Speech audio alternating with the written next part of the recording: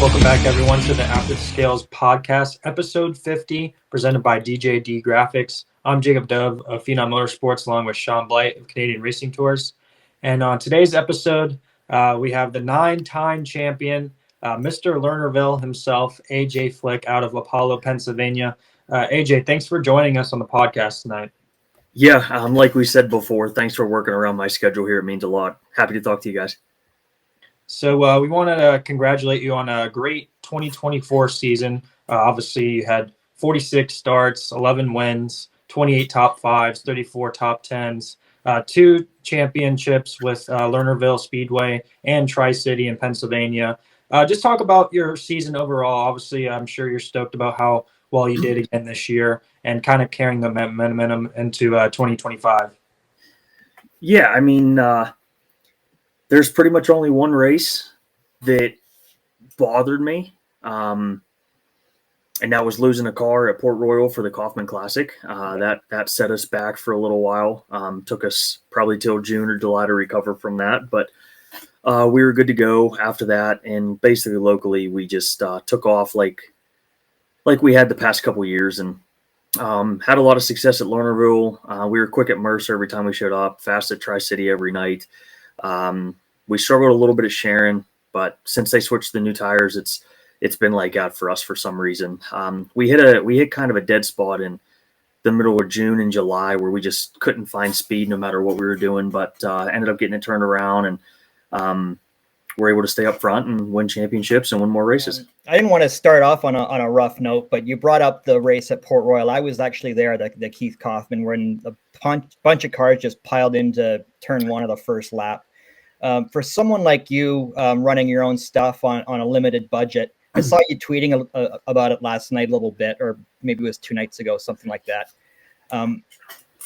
How much does that set you back? Like, what exactly happened to the car, and what does that do for a team and a guy like yourself?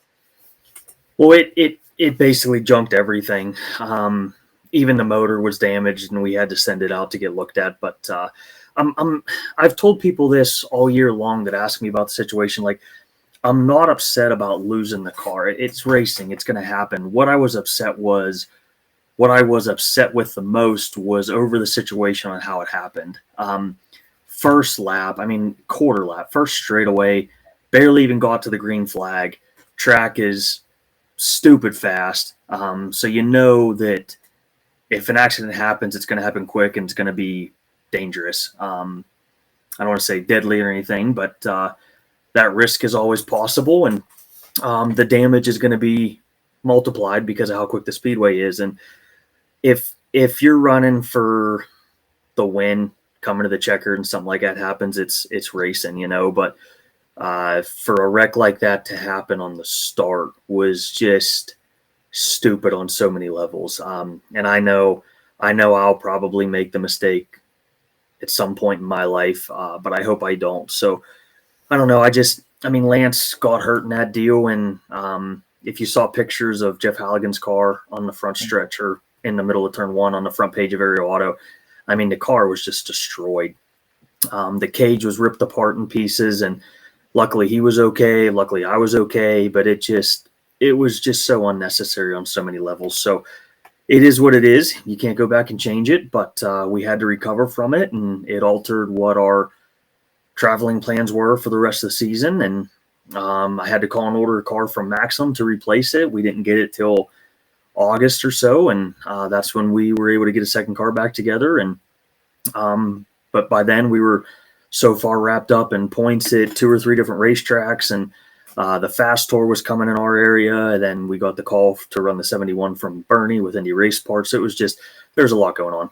Yeah, AJ, you mentioned about the Indy Race Parts number 71 car. Obviously, everybody knows you as racing in the number 2 car, but running a car like the 71 with Bernie, obviously a lot of really good drivers over the years have run that equipment.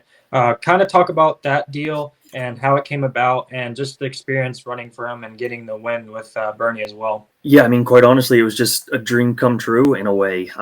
We run Maxims. We've purchased our cars through Bernie and Indy Race Parts for, I don't even know, probably 6-7 years now. So we had that connection built already. He was already a friend of ours, and most people don't know Bernie grew up in Western PA. So his roots are from this area as well. His parents still live in this area. So there's a deeper connection here than most people give them credit for. They just realize that Indy Race Parts out in Indianapolis on Gasoline Alley, and that's the furthest they dig. But we had shown some speed throughout the past couple years, and I think Bernie recognized that. So he reached out, gave me an opportunity to drive the race car. So we took advantage of it. And a lot of people wondered why he picked me to run 3 nights in Western PA instead of traveling. But the reality is Bernie didn't race much at all last year. He probably ran with 6 drivers, 10 races, and I was one driver that ran the last 5 for him. So everybody else was a one-off that either found separate deals or went their own way. And Bernie told me they were so bad earlier in the season that he just loaded the race car up, put it in the garage, and said he wasn't going to race anymore. So I don't know what happened to make him want to contact me to give me this opportunity, but ultimately I think it worked out really good for the both of us. He told me straight up that he still has things to work on as a crew chief with these new tires. There's still things he's learning. And I told him too, the races that we were a part of, even though we did well in them, there's a different side of aggression that somebody like myself would need to have to be competitive in races against High Limit and World of Outlaws and things like that, because I just don't race that way with my own stuff, forking my own bills, racing for these purses. So I don't want to say it's difficult, but I have to rewire the way I think so that I go out on the racetrack and I stop worrying about how much everything costs or where I need to finish to make money for the night and stuff like that. And by no means is anybody here poor, but it's just you try to take care of people's equipment, and the costs are rising so much nowadays that if you drive stupid for weeks on end, eventually it's going to run you out of money quickly. So we're in December here, sprint car silly season. I don't know if you want to provide us with any rumors or updates. Any possibilities that you could be running some races in that car again next year? Have you had those conversations? The funny thing is, everybody knows that Ricky Thornton Jr. was driving the 71 for the Commonwealth Class against High Limit. I didn't know I was driving it until the release came out that Ricky Thornton was driving. So I read the Flow article and it said he's going to be a teammate with AJ Flick. And then Bernie texted me and said, "Hey, do you want to drive again?" And I was like, "Well, sure." So it's just, it all happened so quick. And I've texted Bernie back and forth here or there, but it's mainly about setup stuff and buying items. I haven't discussed with him about driving the 71 again. I would like to think that as long as there isn't somebody bringing money involved, I'd like to think I'm at the top of the list of people he might contact to be in that 71 car. But right now we haven't discussed anything. I doubt he's even discussed anything. He's so busy with his business that it's just, you got to take care of all the customers and get the inventory in and out the doors. And racing probably isn't his number one priority right now. And for our viewers who might not know you as well, what was your start in racing? Because obviously, guys don't just jump right into a 410 sprint car. Kind of tell our viewers where you got your start in and how you got to where you are today. Yeah, I mean, it's simple. I ran go-karts until I was 15, and we moved into street stocks, and I ran street stocks for a few years, and we built a street stock down in the race car garage here on our property, and that's what we ran. So it got to the point where the street stocks, we were only running for a couple $100, and I had to finish top 2, I think, to break even for the night, which was, we could do it, but it was difficult. And they were changing the rules and forcing crate motors upon us, and we just said it was time to step away. So we discussed whether we go big block modified racing, super late model racing, or sprint car, 410 sprint car racing. We didn't think that any of the mid divisions like small blocks or crates or 305 sprints, we didn't think any of those would be the right decision. Not because of talent, but simply because of costs. You're basically spending the same amount of money as you do the premier division, but you're racing for far less. So we talked to a few friends of ours, discussed getting into a 410 sprint. They agreed it was the right decision as long as I stayed smart. Ended up selling the street stock, took that money, went straight out, bought a 410 roller, and we sold everything with the street stock and took all that money and put it right into a sprint car. Started up that season in 2014 and haven't looked back since. So what are you most proud of? Some of your biggest accomplishments in racing to this point? There's a lot. I mean, just win wise, Port Royal Dream Race in 2019 comes to top of the charts there. We were really good at Port Royal that season. We have fallen off really bad there, and I don't know why. I don't know if it's motor, setup, me as a driver, but we had some speed there this past season and just couldn't close the deal at all. And then once we lost the car, the travel expenses just got so much that we just stayed home. So, I mean, I'm really happy with what my team has accomplished the past 3 years on a local level. We've been absolutely the car to beat, probably at every racetrack in this area. Pittsburgh, Mercer, Tri-City, Lernerville. We've won championships at every single one of those racetracks. At Tri-City, we had a streak of like 14 nights in a row where we were first or second. It was like over the course of 2 years. We swept Western PA Speed Week in 2022. We won it again in 2023. Racing with the Blaneys has been an absolute blast is in this area. Tim Schaefer, when he's been in the Rudzik 49 car, Ryan Smith has come out to the area a bunch, winning some of the fast shows when they come in here.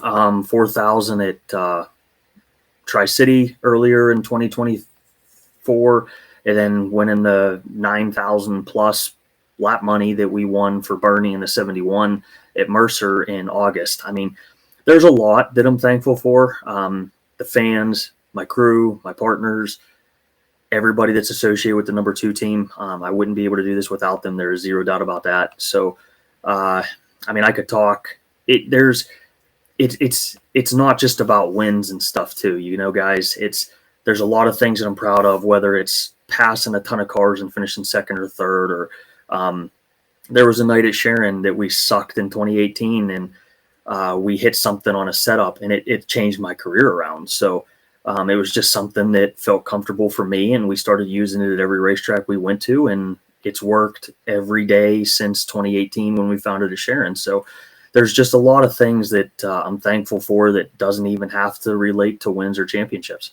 And looking at the state of sprint car racing as a whole, I feel like a lot of times when the Outlaws and High Limit come into town in Western Pennsylvania, usually you and Cy Lynch, who we also had on our podcast, are pretty much the favorites to battle against those top guys and defend home turf. But looking at the state of sprint car racing as a whole, obviously the Outlaws and High Limit are right up there, but we see the All-Stars coming back, Power Eyes stepping up with their purse and giving back to the drivers, and as well as the Fast Series trying to expand. Just talk about, where you feel like sprint car racing is heading, because obviously you touched on how everything's getting expensive, but, at least some of the series are still trying to step up. And does that give you any intentions of maybe trying to expand with your racing career given the right opportunities? This is going to go down a rabbit hole here, so I'll try to touch on some of the topics that I've discussed with family and friends over the past 2 months. I might be in the minority here, but I'm not sure how good it is for sprint car racing. I don't think the economy at this point can support it. I don't think the racetracks can support it. I think a lot of racetracks are just barely scraping by, and I don't know how they can justify continuing to increase purses. The drivers request it, and I understand why the drivers request it, but I don't see how long it can continue until it bursts.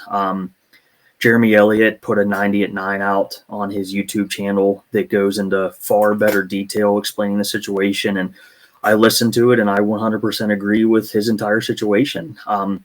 You've got Lernerville, Tri-City now competing with Lernerville, Salingsgrove now competing with Williamsgrove. The Ohio area now has the All-Stars, the Fast Series, the Ohio Valley Sprint Car Association, and I just don't think there's enough race cars to split between all these divisions or series. And quite honestly, what fans are gonna go watch these races without a Brad Sweet, Tyler Courtney, Donnie Schatz, David Gravel there? The racing has to be phenomenal. The pit admission has to be respectable. The general admission has to be respectable. And I don't know if speedways can do all this given how much they're required to pay. So I could be 100% wrong, but I don't think sprint car racing, or quite honestly, any racing, is in a good place unless you can afford to be on a national tour.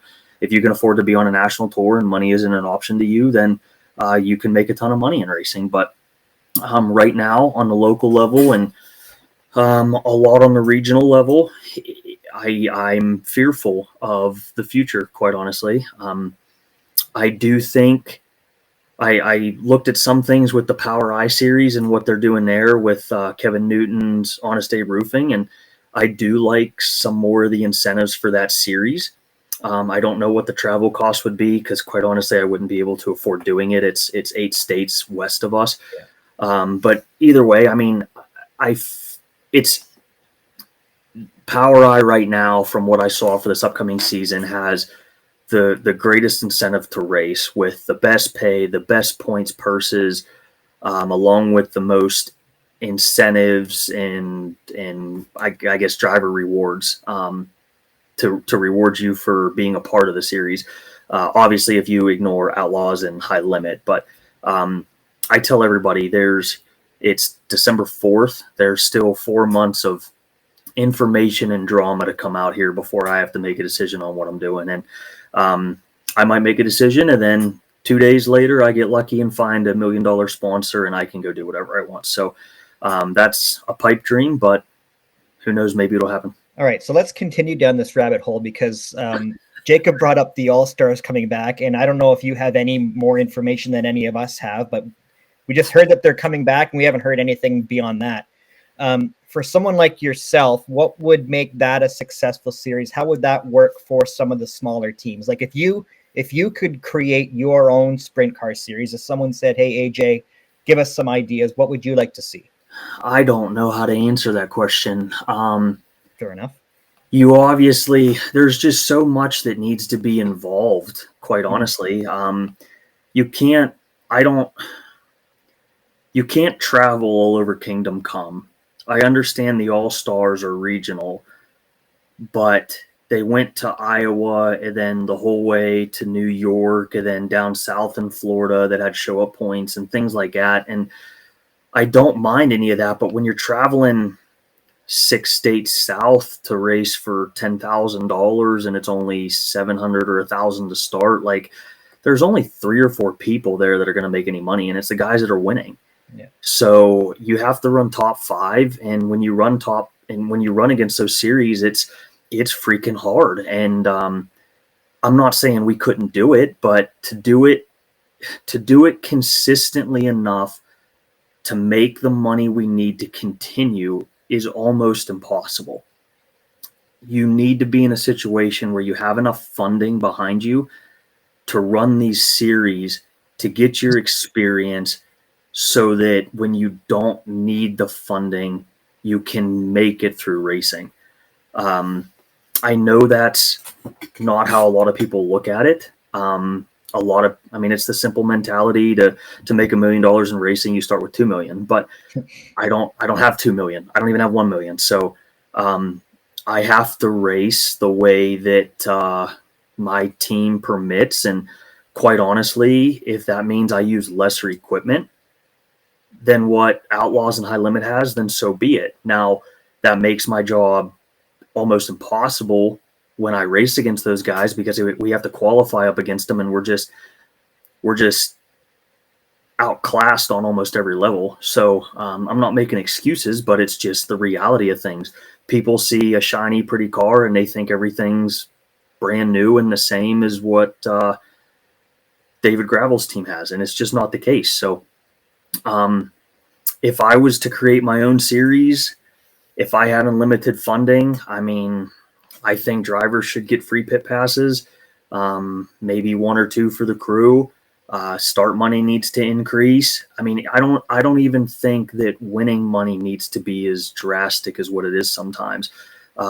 Like for that $1 million race at Eldora, instead of paying $1 million to the winner, I did some math on it. You could have paid like 300,000 to win. It still would have been the highest paying sprint car show in the world, and you could have paid like almost $30,000 to start or something crazy. So I think that would have drawn a heck of a lot more race cars, but would it have gotten the publicity from media and the fans as what it did getting $1 million to win? Probably not. So there's so much that goes into that question that I wish I could have answers to, and I just don't. No, that's fair enough. I know, Jacob, I forget who we had on a couple months ago, but I mentioned having at least like a race or a couple races where, just to start is 10 grand or 12 grand. And maybe you don't have 175,000 to win or 250 to win. Maybe it's a little bit less, but those guys kind of 24th, 22nd, they go home with a really nice paycheck, because those are the guys that we really need, because you need depth when it comes to racing. You can't just have the top 5 guys. You need guys to run, to kind of fill out the field and stuff like that. I agree, but it's like a catch-22, because then you can't just let everybody make money. You know what I mean? Right. That's right.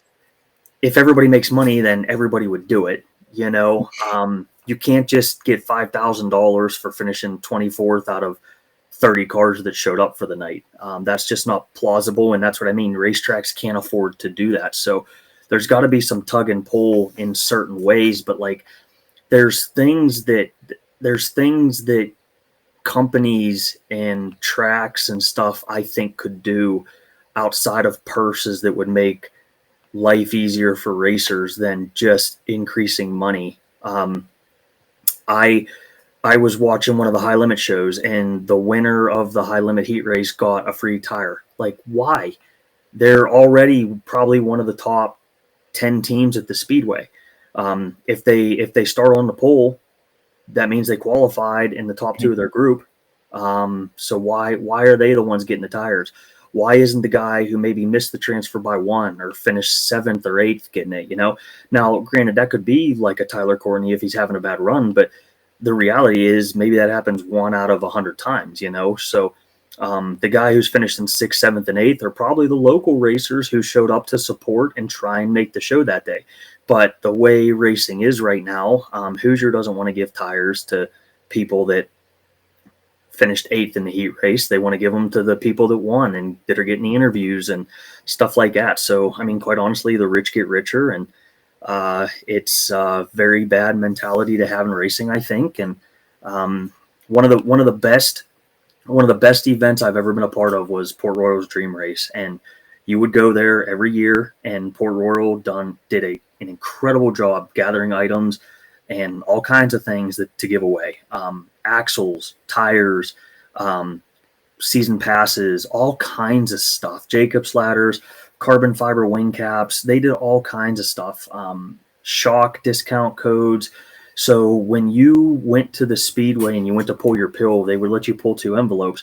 I got a Hoosier tire one year, and I got an axle that same year. So I was up $500, $600 before I even took the green flag on a race, and that's stuff that's freaking awesome to keep coming back. And one way to support a driver like AJ is for our viewers to go over to the top corner and check out AJ's merchandise. So you can scan that QR code, and he's got a cool looking car with the colorful colors on there.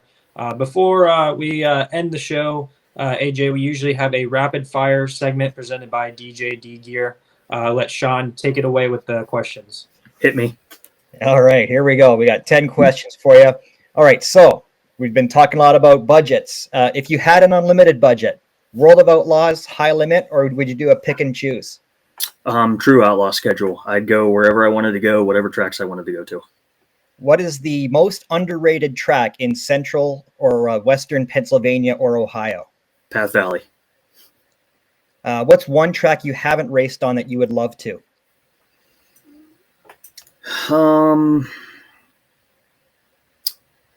Probably Eldora, Knoxville, and maybe one of those West Coast bull rings. I seem to like the bull rings, and I don't mind getting a little bit cowboy up, and that seems to be everything California is nowadays. Yeah. Other than yourself, who is the best sprint car driver to drive the number 2? Now, I came up with 3 right off the top of my head. So David Gravel, Andy Hillenberg, or Shane Stewart? I mean, can you make an argument against David Gravel? Yeah, he's got over 100 wins, more than anybody else on the list. Championship, more than anybody else on the list. So I have to go with David. Plus, he's a Denver Broncos fan. I'll take that too. Best place to grab a beer in Apollo, Pennsylvania? I do not drink, so not a good question. All right. But if you want to get a sweet tea, yeah, I would stick with probably McDonald's. All right. The best sprint car driver from Apollo, Pennsylvania? Has to be one of the Lynches, right? Well, or you. I was going to say. You can't. You can't pick yourself in a question like this. I've raced with Cy and I've raced with Eddie. I only raced with Eddie for 1 year. I've raced with Cy for 8. So Cy has beat me more times. I'll say Cy. All right, fair enough. Where did Complete Chaos come from? Probably when I was 15 or 16. I went over to my buddy's house after school one day, and we were getting on PlayStation 3 online. Got into a Modern Warfare 2 lobby, and I had never seen Call of Duty played before, so I was going to get a PlayStation and create my own account and didn't know what to name it. And I'm watching my friend, and I literally told him, I said, holy crap, this is Complete Chaos. I have no idea what's going on. And he goes, right there's your name. So I took it, added a 2 to it, and we've had it ever since. All right. Jacob wanted me to ask this one. Your favorite burger from Red Robin? Gourmet double cheeseburger. I'm a simple guy when it comes to food. I don't like much veggies. Don't like many sauces besides ketchup. No onions. That's basically it. Give me cheese and ketchup on a burger, make it medium, and I'm happy. Man, you could order for me. That's great. 100%. I mean, you should see my salads. Lettuce, cheese, ranch dressing on the side. That's it. All right. Who is on your Mount Rushmore of Pittsburgh Penguins? Oh, there's only 4 possible answers. It absolutely has to be Mario, Sid, Yager, and Gino. Okay. No Ron Francis. You're leaving. I mean, anybody that truly knows me knows that I am Gino's hardest critic. Yeah. I have always said that I think Gino could have been better than Sid if he brought 100% effort every night, and he just couldn't do it. When Gino was 100%, he was the most unstoppable force I've ever seen in hockey, ever. And I mean, I haven't been watching as long to see Mario in his prime and Gretzky and those guys. They were all before me. But from everything I've seen from early 2000s on, Gino was unstoppable anytime he got into that wrecking ball mode. But he couldn't maintain it night in and night out. There were some nights he just seemed like he didn't even want to play. All right, I got one more for you. Now, I'm not a Pittsburgh Penguins fan, but I am a fan of the greatest broadcasters of all time, and Mike Lang was one of them. What's your best or your favorite Mike Lang-ism? Slap me silly, Sydney. Scratch my back with a rusty hacksaw. I always like to, when the Pens have a good one, Elvis has left the building. Yeah. Let's go hunt moose on a Harley. I assume you guys know Doc Emmerich too? Yeah. I absolutely love Doc Emmerich. I'm ashamed that he ever had to retire, but I mean, I get chills every time I hear Doc go, oh, he rang it off the post, especially if it's a Stanley Cup final game. I mean, that dude could make paint dry seem like the most amazing sport there was. We appreciate you coming on. Man, we could have talked for another hour. We might have to get you back on at another point closer to the season. I know you don't travel outside of Western PA a whole lot, but next summer, I don't know if you saw the World of Outlaws schedule, about 4.5 hours north of you at Oshwegan Speedway. We've got a couple of races, and I don't know. We don't have too many Red Robins up here or sweet teas or anything. I don't know what I can bribe you with, but hopefully, buy me tickets to a Maple Leafs game. well, I can't afford those, man, but maybe I can get you Sabres tickets. You know what's crazy? I don't even have a passport. I wouldn't be able to get across the border. I don't even have a passport. Well, there's, I think it takes, what, 3 months, Jacob? 6. 6? Okay, well, we might not have time. I went to Niagara Falls once when I was little, and I don't even know what happened to it since then. I don't know if they expire or what, but I have not seen an AJ Flick passport in 20 years. Well, I would have liked to seen you race a lot more this year, but Sharon Speedway, which is 4 hours from me, seemed like they were getting rained out every event. So, yeah. So I didn't get down to Sharon. I think I only got there once, but hopefully we'll catch up at a race. I know we'll catch up at a race next year. So thanks again for coming on, man. We really appreciate it. Yeah, it was a blast. I mean, like you said, we could talk for another hour or two. So there's a lot more things going on in this brain that I know people would probably want to hear, whether they agree with it or not. But thanks for at least letting me talk about it and kind of put some of my opinions out in the air. For sure. Yeah, thank you, AJ, and good luck next year in 2025. Yeah, appreciate being on. Please stop and say hi when I see you at the track. Will do. After the Scales is proudly presented by DJD Graphics. From commercial and personal vehicles to racing bikes and cars of all makes, models, and disciplines, DJD Graphics can fully customize your vehicle to suit your needs. For more information, contact Darren and visit his website at www.djdgraphics.com. Tell him Sean and Jacob sent you to receive special rates.